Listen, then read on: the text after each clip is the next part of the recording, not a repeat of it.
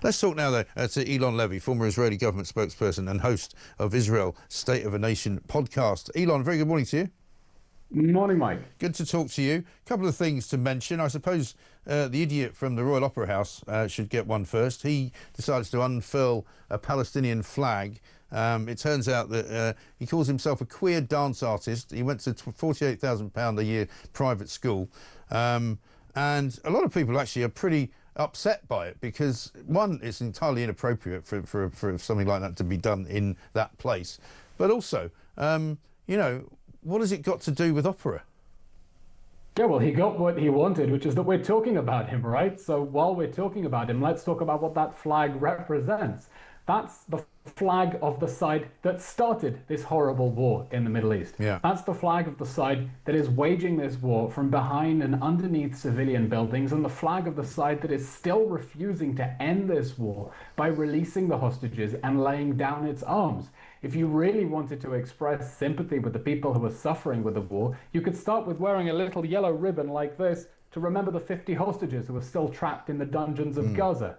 Instead, this so-called queer artist is expressing support with the side that definitely isn't going to allow any queer dance parties in Gaza anytime soon, is it? No, they're not. And they're not that keen on opera, from what I understand, in Gaza either. So I don't suppose there's going to be another touring company going out there Yeah, either. well, the opera ends when the fat lady sings, and this war ends when all the hostages are home and Hamas lays down its arms. Yeah, quite right. More than 100 protesters were arrested across the UK on Saturday as well. I don't quite understand how somehow the government has prescribed the Palestine Action group as a terrorist organisation, and yet people are still going out and demonstrating on behalf of Palestine Action. And it's for the UK now to show whether it's a country of laws and is going to enforce those laws. If something is a prescribed terrorist organisation, you cannot take to the streets supporting it. That is a challenge to the basic rule of law in the UK. You know, for me, one of the most troubling things in this war has been to see how the conflict has infected British politics and imported political violence and opposition to the rule of law inside the UK. And I remember right at the beginning banging on about how these were hate marches. They weren't marching for peace, they were marching for hate, for conquest against Israel, calling on people to understand what these marches are and get a grip on them before they get out of control. And now we have hundreds of arrests because people are marching in support of a prescribed terrorist organization. We see the consequences of not understanding what these marches were when they started in solidarity with the October 7th massacre immediately after the massacre. Right. And the problem is as well, they're chanting things which are clearly incendiary. They're chanting things which are offensive. I mean, I'm very much a believer in free speech, but if people are walking around saying F your Jewish state and you know, really intimidating Jewish people in a city like London or Manchester, then surely there must be rules and laws against that. Absolutely. These are hate marches. And I remember this right from the beginning where they were chanting, "From the river to the sea, Palestine will be free." Many people thought it was just a catchy slogan. Right. No, that means no more Israel. I'm in Tel Aviv. What is meant to happen to Tel Aviv if this becomes, you know, an Islamist country? It's not going to be a free country. It's going to be another failed state in the Middle East. This is a march that is calling for hatred and for violence and in support of terrorists, not just Palestine Action, but Hamas as well. So, you know, free speech is important, and the UK is going to have to tread that very careful line, respecting people's right to free speech. Right. But we have a problem here of a hateful movement that is spinning out of control. People now defying the police, defying the law, openly supporting a terrorist organization that was proscribed for vandalizing British military aircraft, right?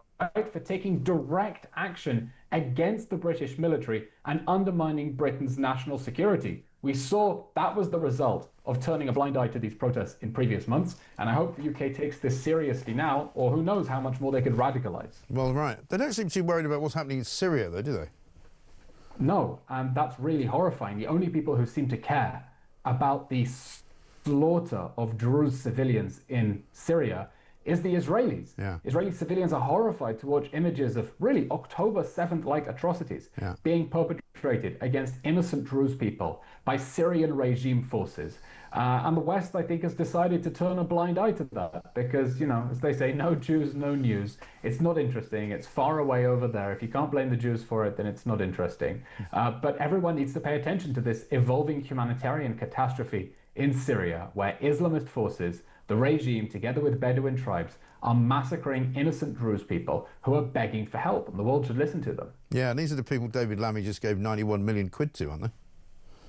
You know, I think the UK, the US, they have their interests, whether it's trying to get Syrian refugees to return home or whatever. They're willing to turn a blind eye to the fact that Syria is now run by a former Al-Qaeda militant. Who is Jolani? He was the head of HTS, the Al-Qaeda offshoot, until he captured Damascus, trimmed his beard, and started wearing a suit. And Israelis and the Druze in Syria are skeptical and suspicious of this man and saying the leopard hasn't changed his spots. This is still a wolf in sheep's clothing. He is still a jihadist, and it's too early to celebrate and think that he's some sort of president of an inclusive democratic Syria just because he's trimmed his beard a little bit. Yeah. We need to be more cautious, and the violence against the Druze in Syria should remind us that we're still dealing with a very dangerous regime. Yeah. Very much so.